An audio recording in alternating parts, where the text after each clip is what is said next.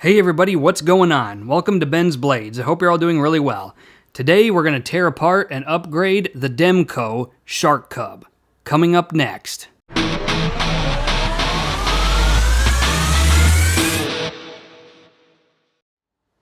Right then, the Demko Knives Shark Cub. This knife, as well as the AD 20.5, have been something of a sensation in the last few years, at least in the knife collecting hobby. Here it is next to the AD 20.5. This one is in S35VN. It's also wearing a set of Rips Garage Tech smooth titanium scales. The AD 20.5 has a 3 1/4 inch blade. This one has a 2 3/4 inch blade, so we're talking about a 1/2 inch less blade length for almost exactly the same handle length, if you think about it. So it's a disproportionate knife, and I know a lot of people have issues with symmetry, where the blade is way shorter than the handle, and it's just, some people think it's goofy looking. I personally don't see any problem with it. But in any case, here is the Shark Cub. This is the G10 model. This is a rare example of where I actually bought a knife brand new. Instead of getting it used on eBay or on Blade Binge, I actually got it brand new for $190 from River's Edge Cutlery. I'm not affiliated with them. They don't sponsor anything on this channel, but they do send you knives with a lot of their swag, so there's that. What are we going to do with this knife? Well, I want to put a Lynch Northwest pocket clip on it because it's way better than this one. I'm also going to put Skiff Bearings in it, of course, because I am a Skiff whore, and for some reason I feel the need to put Skiff Bearings in literally everything. Either bearings or washers. I put Skiff in practically everything that I own. So that's that. We have a G10 model, like I possibly mentioned a minute ago. It's in 20CV, made in Taiwan. But for somebody who, up until recently, had a severe bias against knives made outside the United States, I gotta tell you, the quality on this is just as good, if not better, than a lot of USA-made knives. For a knife that is so small, it is so rock-solid feeling. It feels like it can definitely punch way above its weight class. So, yeah, it's a great knife. This has been used a lot whenever I'm like wearing, I don't know, swim shorts or really light clothes. It is used as a backpacking knife. It occupies a space where you just really don't want a larger knife, is kind of where I relegate this to in my carry rotation. So let's take it apart. Let's talk about it. We have a blade that is drop shut for the blade behavior. We have no side-to-side or... we have no side-to-side or up and down blade play. Sometimes if this shark lock isn't quite seated, it'll feel like there's blade play. But that's because the actual lockup, functionally, is substantially similar to a crossbar lock. And so you can actually wiggle this loose and kind of have what feels like blade play. But when you have it like really tight, there's like nothing going on there. And we have a blade that is absolutely dead center, so hopefully we can get it back together exactly in the condition that it's in.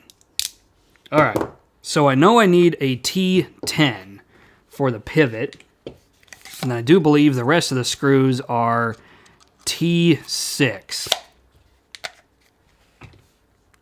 So I'm going to go ahead and take the Mac Tools mini ratchet, and we're going to start with the pivot. How do I want to do this? Let's have the blade deployed. I just feel like for some reason with this one, having the blade deployed is probably the better way to go with it. Okay. That was looser than I thought. So let's go to... Actually, no.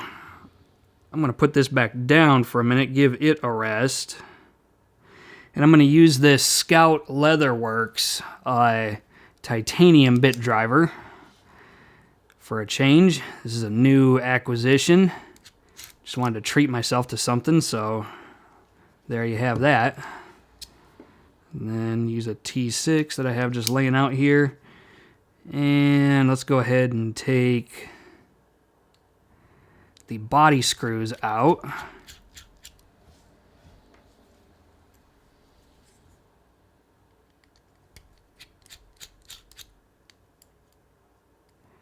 One thing that is easy not to like about this knife is the shark lock and the fact that it's so thin.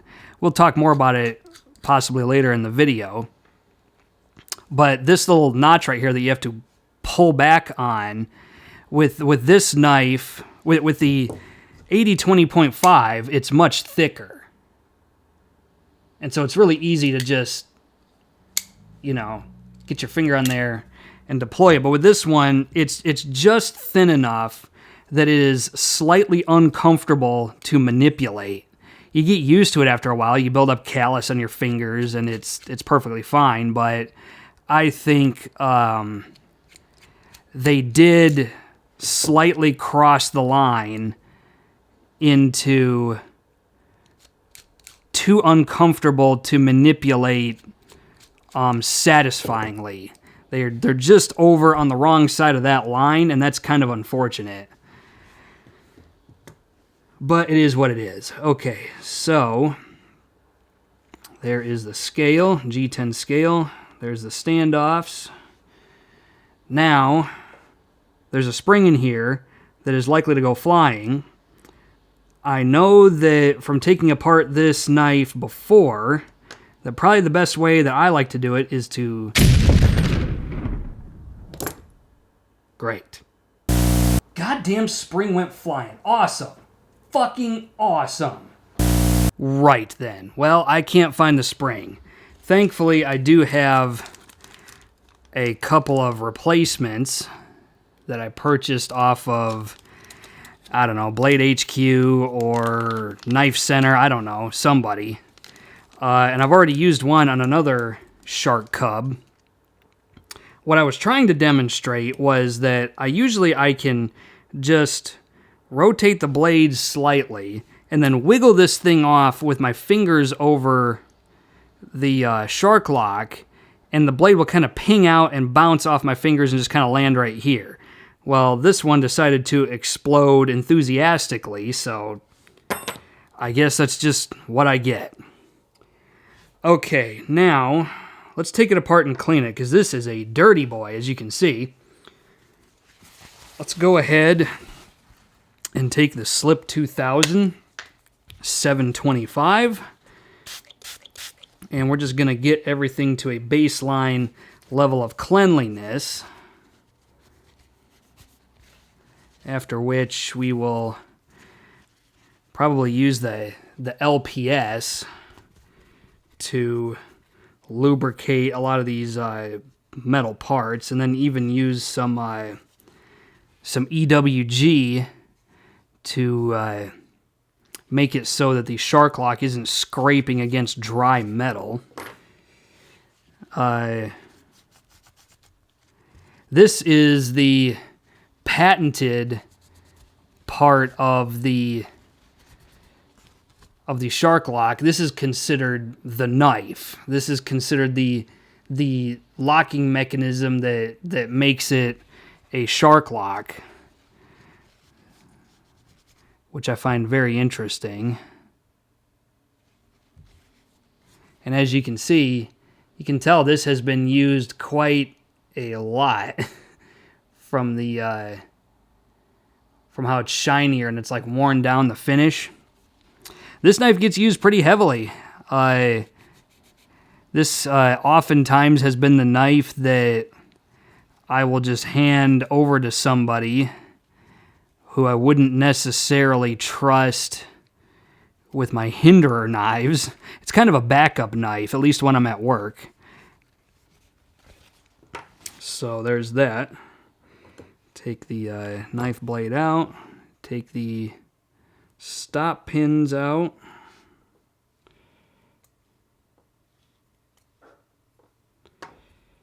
There goes the pivot. And take the Sub 2000 725 and work it onto the G10 a little bit.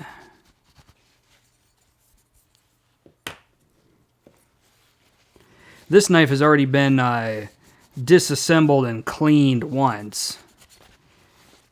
And so I am essentially cleaning up my own oils and greases and stuff like that.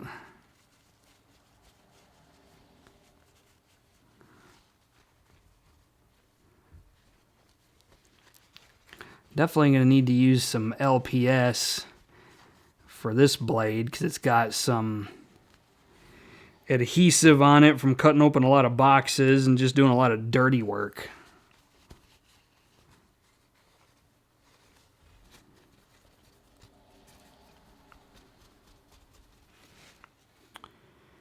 There we go.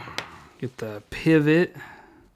This is a captive pivot, so I keep forgetting that it's a captive pivot, and so you don't have to do anything to hold it in place. Not sure if you can see that. There's the pivot.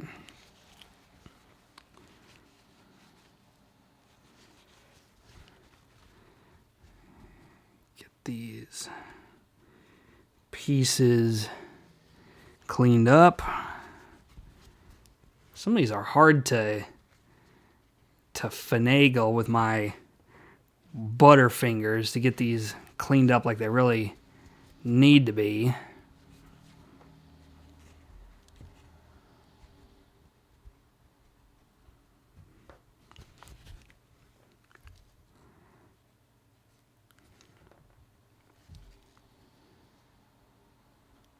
Okay, now let's go ahead and do LPS in a couple of very important places. Oops. Sprayed that all over the place. So LPS2 is what I use on metal parts that I think kind of need a non-water-based lubricant to function better, or to at least add a little bit of extra corrosion resistance is what the LPS2 is for.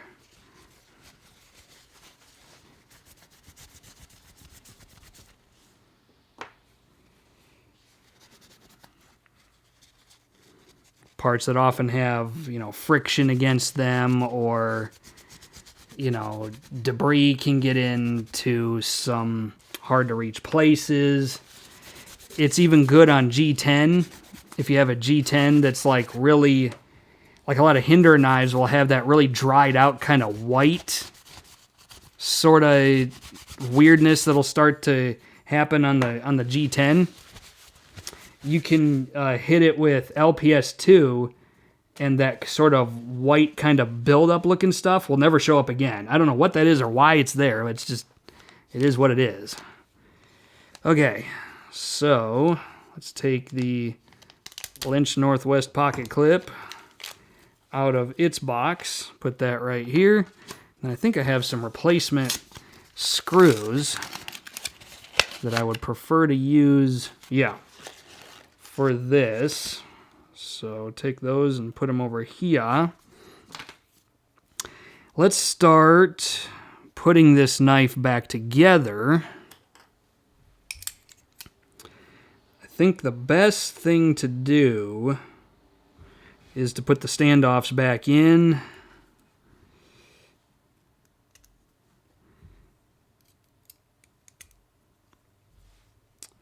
And then it is, looking at my 80-20.5 that's off camera, this is the non-Torx side of the pivot, and so it needs to go on this side. I'm going to hit that with a little bit of EWG. just a little bit. Just so that it's not like scraping metal against metal if I can help it. So what I'm doing is I'm just taking a toothpick and like putting just a little bit of grease. This is Extreme Weapons grease that's going on it, not oil. And this is just going to kind of lessen the metal on metal contact a little bit and just make things a little bit greasier going in and out, if that makes any sense. I don't know. Maybe it doesn't make a difference, but I want to do it. Okay, so now there goes one of the standoffs. That will just serve to hold everything into place.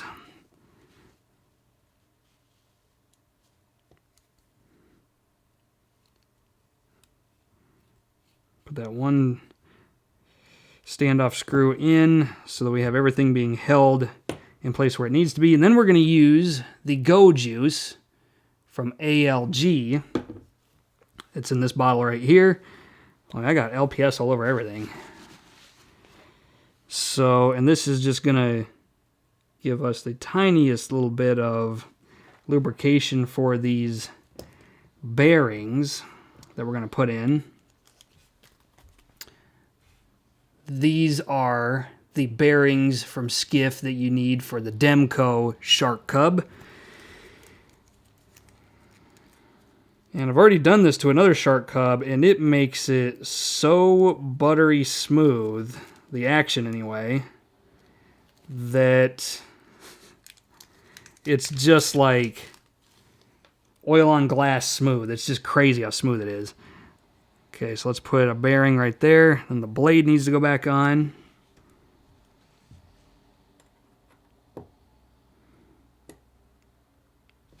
And then this damn shark lock has to go back on. So what I think I'm going to do is, I've done this before, is I'm going to wipe on with this toothpick the Extreme Weapons grease, and I am just going to take the knife and spread this stuff in the thinnest film that I possibly can, where the shark lock is going to be making contact with these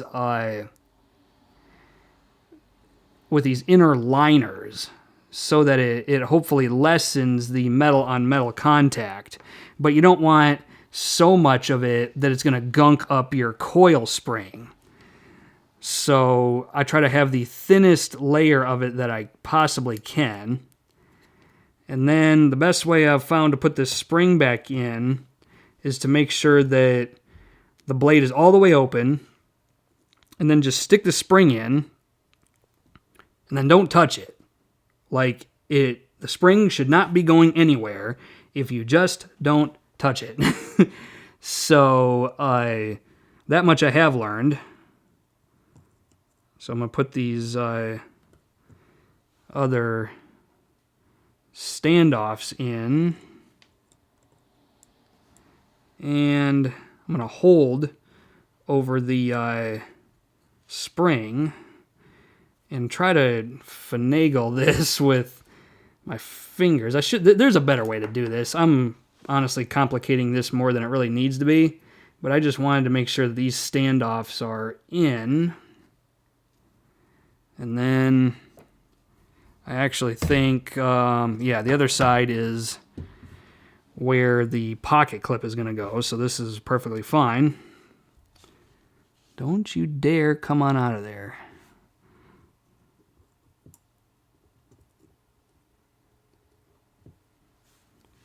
Okay. Put the second screw in. There we go. Ooh. Kind of ripped on that a little bit, but it's fine. Okay. Now, got to take the other side of this and put the Extreme Weapons grease all up and down it. This one's actually quite a bit easier.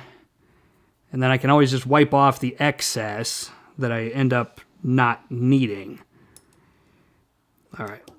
Now I'm going to push this as far down as I can and then actuate the lock, which loosens up a lot of the parts. So now it's like secure. And then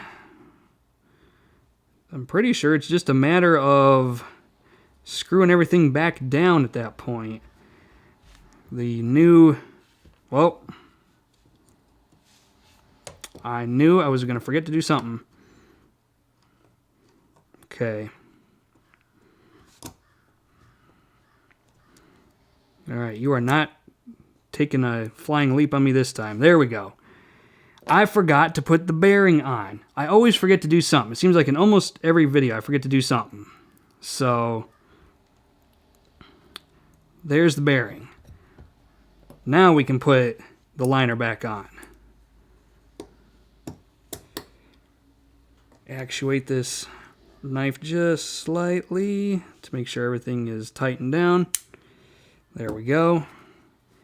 Put the G10 scale. This is what's it called? Peel ply G10, meaning it's a layer of G10 that's been processed to the texture they want, and then it's been applied to another layer of G10, which is all fine with me.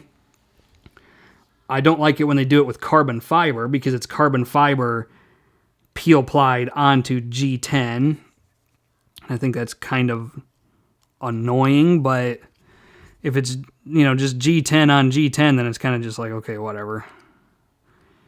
It would still be nice if it was milled G10, like what they do with the machine ground, the MG 8020. That would be nicer, but hey, what are you going to do?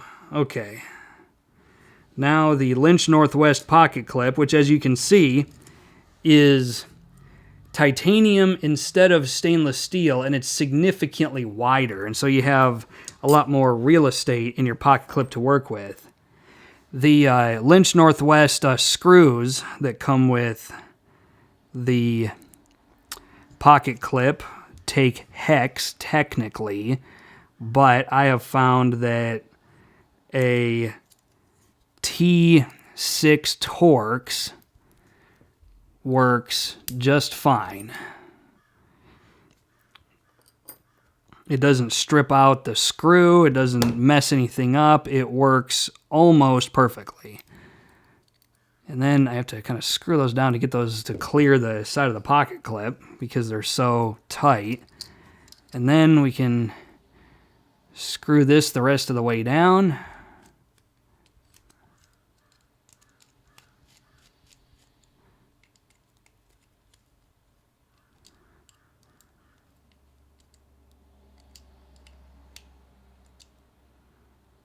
Okay. Now, go back to the T10, and we're going to get the pivot back in. Pivot screw. And we're going to make sure that we are centered. We are centered, but we are too tight.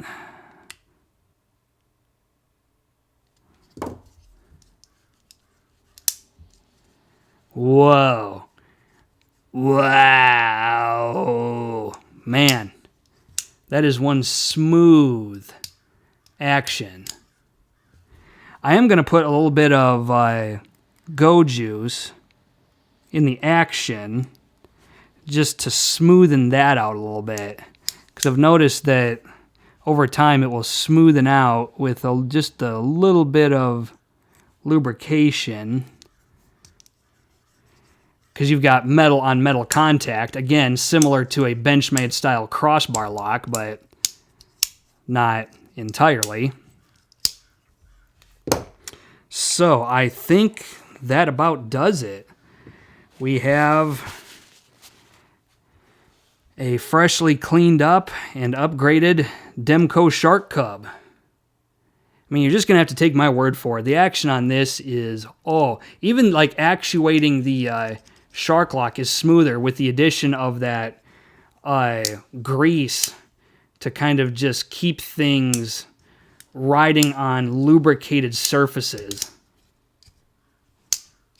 I always like, this is kind of a slow roll knife for me. Like, you can like flick it out, but you really got to put some thumb behind it. So, but man, is it smooth. There you have it. The Demko Knives Shark Cub. Upgraded with a new pocket clip from Lynch Northwest, and then we got Skiff Bearings in there. This knife is now about the closest thing to perfect that it could possibly be. That's it. That's the video for today. Questions, comments, put them in the comment section of the video. Otherwise, until next time, do yourself a favor and carry a knife everywhere you legally can. I'll catch you later.